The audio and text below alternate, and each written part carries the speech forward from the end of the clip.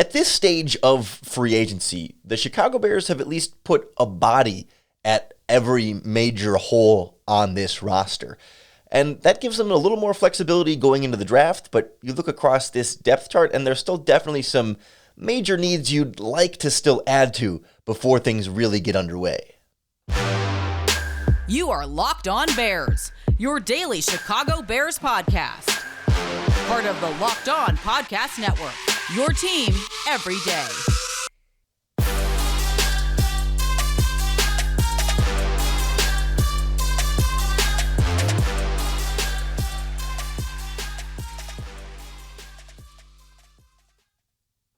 This is Locked On Bears, and I'm your host, Lorin Cox.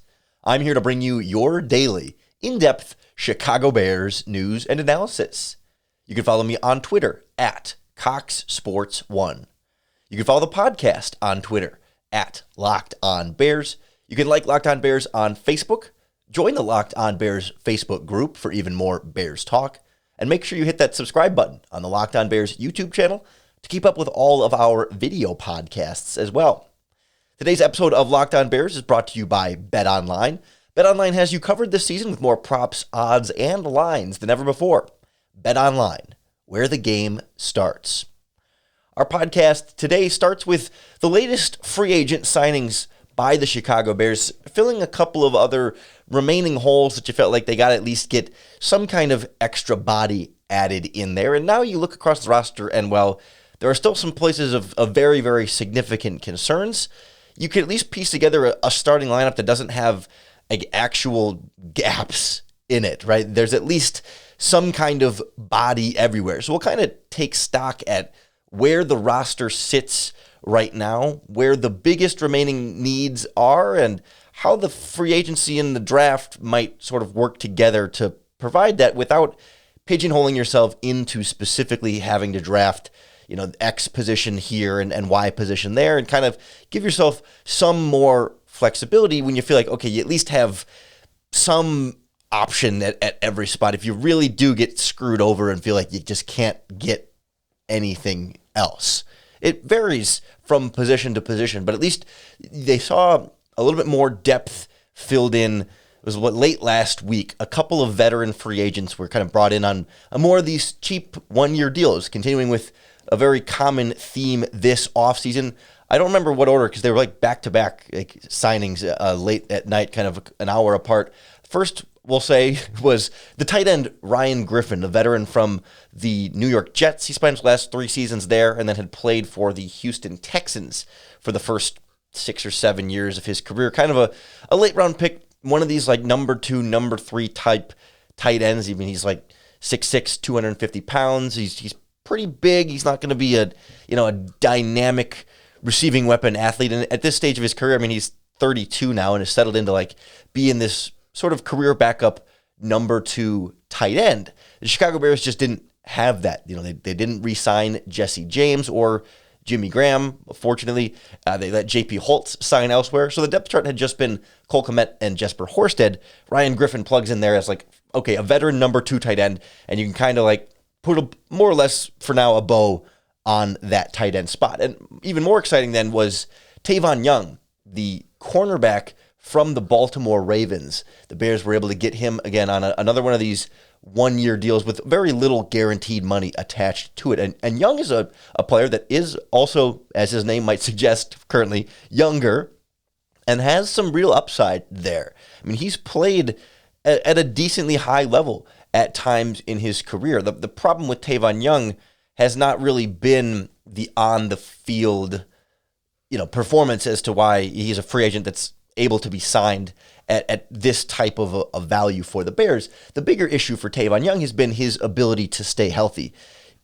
Last season, he was actually like on the field for the full stretch, and that was a pretty big step forward for him. I believe he was on the injury report a little bit here and there, like, of course, sort of just regular bumps and bruises. I think some knee stuff and some foot stuff he was dealing with, but never missed a game this season for the first time in a while, because then I believe the year before that, 2020, he only played in 2 games, and he did not play at all in 2019 either. And so, like, he kind of went on this long stretch of injury and struggling to really stay on the field after some impressive moments as a rookie. He was a fourth-round pick for the Ravens in 2016, had a couple interceptions that season, was really looked like a playmaker, particularly in the slot. That's where Tavon Young is going to slide in for the Chicago Bears. I mean, he's one of these 5'9", 180, 190-pound cornerbacks, and that's where he plays, and that's going to give you good value when he is on the field. And that's the real question here. Like, he instantly steps in as like, yep, Bears top slot option. He is the guy there for them. I mean,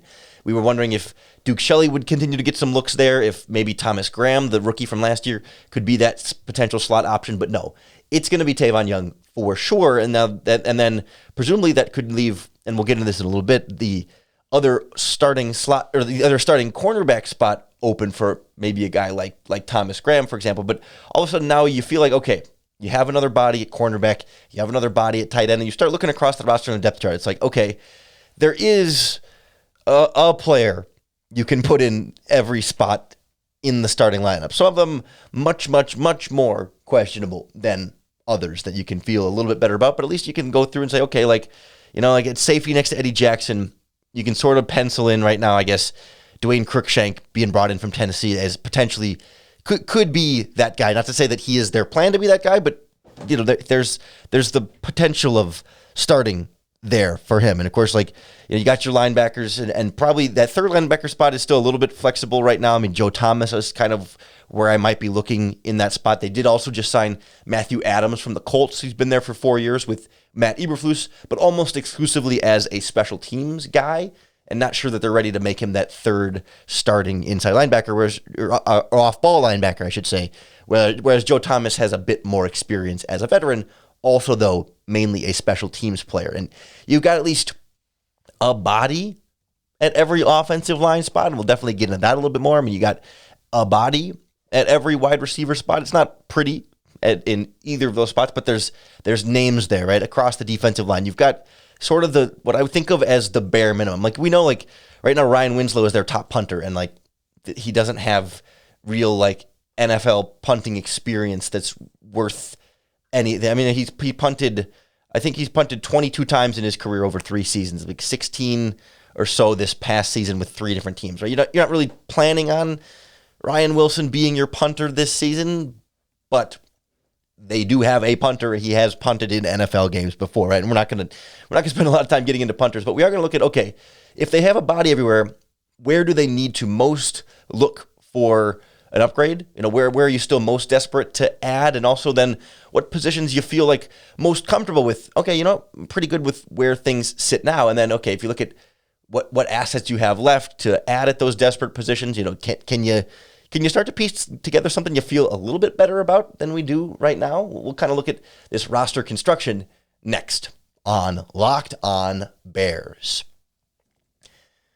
Our friends at BetOnline.net are going to be your number one source for all of your betting stats and sports information for any and all sports, right? The Masters have been a fun tournament to bet on and see how, of course, Tiger Woods had a lot of money going on how that would go for him, but golf doesn't always come to mind right away as my betting option of choice, but BetOnline makes it so easy and gives me everything I need to know to get in on some of the fun. Plus, NFL draft prop bets, how many players at each position will go in the first round, odds on who goes number 1, number 2 overall, players from different colleges, how many Georgia Bulldogs will go in that first round, and so many more prop bets there. Plus, basketball playoff brackets play-in tournaments coming, but otherwise the seeding is pretty much set here, good to go. Baseball season here, hockey, soccer, tennis, you name it, they have it at betonline.net. Head to their website today or use your mobile device to learn more about the trends and action you need to know. BetOnline, where the game starts. So when I look at this Bears roster and at least see bodies everywhere, I start to, okay, where do I then need to go with the immediate upgrade? Like, okay, this position still needs to be a lot better than it is right now. And I mentioned punter, which is not important enough to really be panicking about, but is still one of these positions that I don't want to completely overlook it. I do like to be thorough. But the number one 5-alarm fire left on this roster for me is currently, I guess, what you would call right guard. It's Dakota Dozier, who they signed from the Minnesota Vikings, is sort of penciled in right now as your starter at right guard, with Larry Borum as your starter at right tackle, and then Tevin Jenkins at left tackle. And that is not a sufficient offensive line right now for Justin Fields.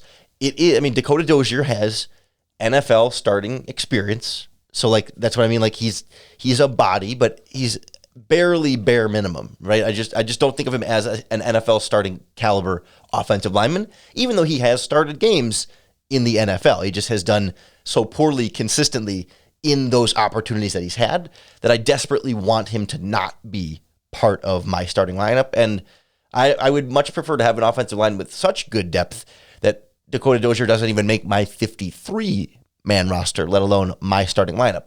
The question is a little bit tough in the sense of like, okay, then it doesn't have to be a right guard that you sign, because you could move Larry Borum inside to guard and then sign an offensive tackle instead. Or, you could potentially sign a left tackle, move Tevin Jenkins to right tackle, and move Larry Borum inside to guard. It's not like specifically you have to find a right guard, but you do need to find at least a fifth starting offensive lineman to take Dakota Dozier out of that starting offensive line combination. I'm sure as a man, as a person, Dakota's probably a good guy and all that stuff. Like, I don't know anything about him, but just on the field wise, it's just not something I've watched enough Dakota Dozier over the years with the Vikings to know that it's not what I'd like my plan to be for my offensive line. That's like the biggest one. And then from there, I think defensive back is still pretty darn questionable, or, because they seem to be going with, again, sort of like we saw some last year with Ryan Pace, the young guys sort of compete and hope that things really rise up. And that's, again, where, we've been trying to say, like, hey, you got to be patient with Ryan Poles' plan this offseason, because, like, again, Tavon Young just came into the mix, and all of a sudden that changes some of the complexion and the composition. That's the word I'm looking for. The composition of the cornerback depth chart a little bit. And now you could say, okay, you've got something that, when healthy, more reliable in the slot. So then, you wouldn't hate it if Thomas Graham gets the chance to prove himself as the starter on the outside opposite Jalen Johnson. You want better, right? You would like to have a more solid, proven, better outside cornerback there, but we liked what we saw from Thomas Graham. He did start games last season and showed enough potential to feel like maybe he could develop into some sort of contributor and player for this Bears defense. And so, like, to some extent, giving him that opportunity, it does not seem like the end of the world, but it's also a little bit deja vu-like if you go into this upcoming season with, again, Duke Shelley, Kindle Vildor, and Thomas Graham Jr. as your options at cornerback next to Jalen Johnson, because we just tried that last season, and throwing Artie Burns in there, but like none of the above really worked consistently. Like, Thomas Graham was the best of that group, and I would ideally like to do better there. And same kind of thing at safety, right? It's like when DeAndre Houston Carson filled in next to Eddie Jackson, he made some great plays, and I'd like to see more. And we've seen Dane Cruikshank. I mean, he's known as the guy who covered tight ends for the Titans in their safety position. Like, he's a big athletic safety who can stay with some of the bigger athletic tight ends, but neither one of them is a proven starting option, where at least like Tashawn Gibson has a lot of that experience and a track record that you can point to and say, okay, I kind of know a little bit more of what I'm going to get, even if it's not stellar all the time. It's just at least a little bit more known, whereas Houston Carson and Cruikshank in that starting lineup could very well produce a nice, young, starting caliber safety, but we just don't quite know. And ideally, you would like to have a better player in those positions. And I guess I'd sort of say the same thing about wide receiver at this point, where it's like Pringle and Equanimous St. Brown could have all the potential in the world and could be great players next season, but we haven't seen them really fill these bigger roles yet, and you just don't know exactly what you're going to get. Like, if you go into the season with Mooney, Pringle, Brown, or St. Brown as your top three wide receivers, that's not ideal, but again, it's sort of like passable. I mean, it's you're not putting Daz Newsome in your starting lineup, right? All three of those guys have been consistent to some extent and have been NFL receivers with some experience here early in their young careers with potential to do more. Like, you can sort of at least see the idea there. You're not completely like going with a bunch of nobodies just to fill in absolute spots. But like, at the same time, you still, you'd like one more in there to push everybody beside Darnell Mooney like down another notch on the depth chart. You'd feel a little bit better if Pringle didn't have to be a number 2, and Mooney didn't have to be a number 1, and Equanimeous St. Brown didn't have to be a number 3. So all of this is to say that like there's still some work to be done, even with the boxes, the bare minimum boxes checked, and then maybe there's still time here. There is still time, but maybe we'll still see Ryan Poles add a little something else at these positions. Like when you're still able to get someone like Tavon Young at this stage, it's sort of a reminder of like, hey, yeah, we should kind of keep being patient because you still can find high upside players at good value here, and that's been the name of the game for Ryan Poles this season, and we're far from over with free agency, and you still have the NFL draft as the opportunity to add even more here with 2 picks in the second round, 1 in the third round, all in the top 90 or wherever they all are. I mean, there's still potential for some real contributors, and there's plenty of positions on this team that are pretty well set. So we'll look at like where we're feeling most comfortable, and then where we can sort of find a combination of free agency and draft picks to fill out some of those bigger desperate spots. And I think by the end, kind of look around and say it's not a sexy roster, but you could finally kind of put something together that you can feel a little bit better about than it looks right now. That's next on Locked On Bears. Today's episode of Locked On Bears, sponsored by the makers of the world's best tasting protein bars, Built Bars. They truly are the best tasting protein bar product on the market. I've never had anything that tastes this good and is this good for you. Because Built Bars taste like candy bars. They don't taste like other protein bars that can sometimes be kind of chalky or just like cardboardy and just not very good. But Built Bars are soft, they're easy to chew. Every flavor is covered in 100% real chocolate. But most importantly, they are low sugar, low calories, high fiber, and high protein. It sounds almost too good to be true, but I've been eating them for over a year now. And as soon as you taste that first bite, you're like, whoa, this is legit. And it's really been a game changer for me in terms of getting protein and also satisfying my sweet tooth without having to really load up on sugar and calories that I don't need. You got to try them for yourself. Head on over to built.com, enter in our promo code LOCKED15, and you're going to get 15% off your next order.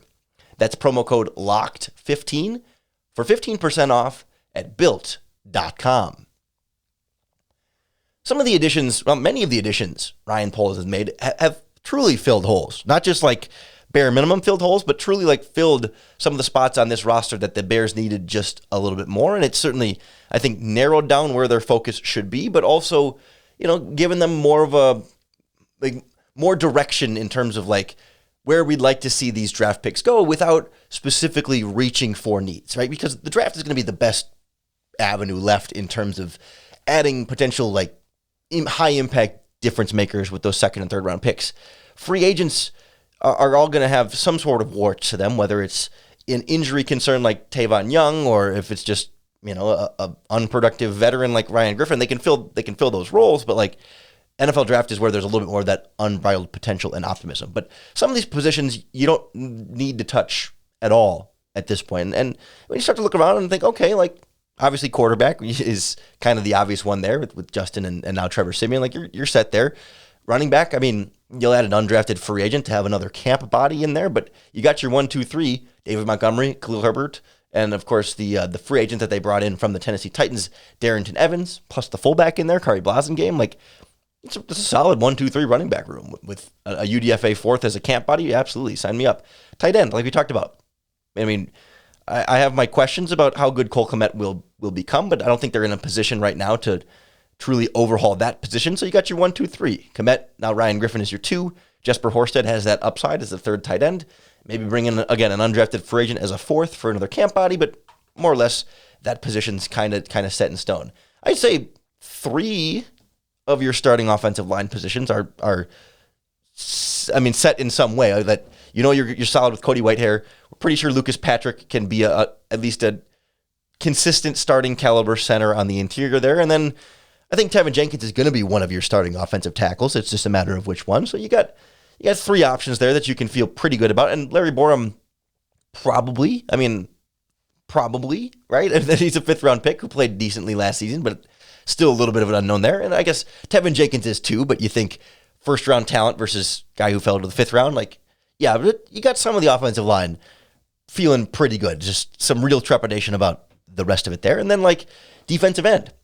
Robert Quinn on one side, Al-Qadim Muhammad on the other, plus you got Travis Gibson on the bench and Jeremiah Tauchu if he's going to play that spot, or if Mario Edwards is going to kick out and be that 4-3 defensive end again. Like, there's some decent depth there.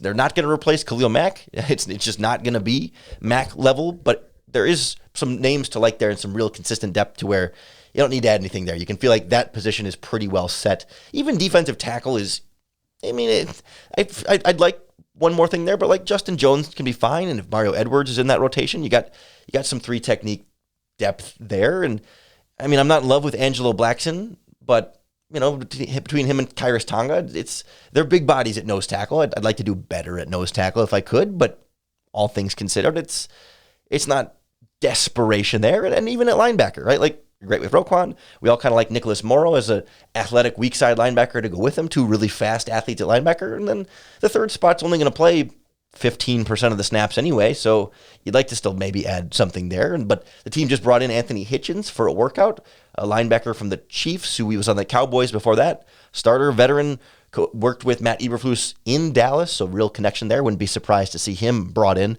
We talked about him a while ago on this podcast when the Chiefs first released him, because he won't count in the compensatory pick formula, which is a name to keep an eye on there. So, like, you're piecing some stuff together here. You got a safety, you got a cornerback, you got a slot cornerback, got some linebackers, got mostly a defensive line, about half of an offensive line or so, and good running backs, tight end room, quarterback room. So, you know, there's holes, and there's significant holes, and I don't want to downplay those holes, but there's some spots to feel like are pretty settled. And even though like the names across the board aren't sexy household names, the Colts never were that under Eberflus either. It was a lot of guys that he coached up to play a little bit better than their name recognition. It was not a household name defense, but they played better than a lot of the names you would know. And I think some of them were like well-kept secrets in Indianapolis. They also had their flaws. And we're actually going to get into that on a podcast coming up here. We've seen Colts media members and former Colts players sort of drop hints about everything not being as rosy in Indianapolis. That'll be coming later on this week. But for now, it's at least some of the same theme of like, Colts were sort of a ragtag band of misfit toys on defense that all played a lot better collectively together. And so there's some reason to think and some benefit of the doubt there that maybe the Bears can do something similar with these guys in Chicago with Matt Eberflus, at least on that defense. And then as far as that offense goes, like, you have 2 second-round picks and a third to get another offensive lineman, get a wide receiver, maybe get a defensive back in there, either the other safety or the other starting cornerback with one of those early picks, or have them compete with Thomas Graham at corner, or with DeAndre Houston, Carson, and Cruikshank at safety. You know, it's not like you have to get the wide receiver with one of those first 2 picks or whatever, but you'd like to come away with a wide receiver out of one of those first 3 picks, or get one fairly earlier rather than later. You'd like to come away with an offensive lineman fairly earlier or later, but it's not like you're at the 39th pick and saying, I have to get one of these wide receivers right here. You know, there's sort of that line there of like, it is a need, and you do need to get one earlier rather than later, but it doesn't have to be at any particular spot. So you don't have to tie yourself to reaching for a guy that you shouldn't, or to reaching at a position that you should just wait and get later, because they do have some of that flexibility with those 2 picks, or with those 3 picks when you include the third rounder. And so, like, out of the combination of the 3, if you can get like a second-round offensive lineman, a second-round receiver, and a third-round defensive back or something like that, and then maybe after the draft you get another veteran offensive lineman and another veteran defensive back or something, all of a sudden things are okay, right? It's not the end of the world. The sky's not falling exactly there. I think it's legitimate to have concerns about this roster and to feel like, you know, on paper it's not coming together yet the way that we want to see it, and it's not as sexy. It doesn't feel like they're building around Justin Fields as much as we want and would hope that they would. But I know I've been going back and forth on the patience thing and like starting to raise some questions, but still willing to give them some benefit of the doubt and some patience here. And let's see how it goes. You know, if we reach OTAs and the roster's pretty much set, and there's still a huge hole in the offensive line, and the secondary is still all the same players from last season, yeah, that's when we can start saying, okay, wait a minute, like there needs to be a plan here. Why wasn't there an upgrade? What's the justification for this? And then if it doesn't go well during the season, it's sort of like a we told you so and should have seen this coming all along, and not going to be 2020 hindsight. Like the same thing kind of happened last year with the defensive backs before the regular season, when we were all kind of like saying, hey, this still doesn't seem like a great idea. Or 2 years ago, it was the offensive line depth, where we said, hey, there's no depth on this offensive line. This could be bad. And lo and behold, injuries, and you get you get Rashad Coward playing a bunch and Alex Bars and blah, blah, blah. So you can really start to raise the red flags when it's go time. We're still in team building mode. You're still seeing that they're being active in free agency, even for some of the cheaper guys to fill those holes. But it's starting to come together a little bit more, and maybe another piece here, another piece there. And by the time we're after the draft, it could start looking much more like a real NFL roster. You can be sure whenever the Bears make a move, we'll break it down for you right here on the Locked On Bears podcast. So make sure you hit that subscribe button to keep up with all of our daily, in-depth Chicago Bears news and analysis. Thanks for making Locked On Bears your first listen today. If you're looking for your second listen, I got to host the Locked On NFL podcast today, our national show on the Locked On Podcast Network, looking across the NFL. And we talked quarterbacks today, particularly this idea of an elite quarterback and how far can you go with an elite quarterback when Dan Campbell from the Lions says, no, you don't need one to have sustained success. It's nice to have one, but you can be successful without an elite quarterback. So we talked about it in the context of the 49ers going from Jimmy G to Trey Lance, plus Ryan Tannehill in Tennessee. And we did also mourn the loss of Dwayne Haskins. But I think there's a parallel here to the Bears and Justin Fields and kind of going to, and where that ceiling should be for Justin Fields, or how good do they need it Justin Fields to be if you can properly build around the quarterback. And of course, scheme plays a role in all that. So go check out the Locked On NFL podcast if you're looking for your second listen today, right here on the Locked On Podcast Network. Your team every day. We have your Chicago Bears every day right here on Locked On Bears. So I hope that listening to the podcast makes it just a little bit easier for you to bear down.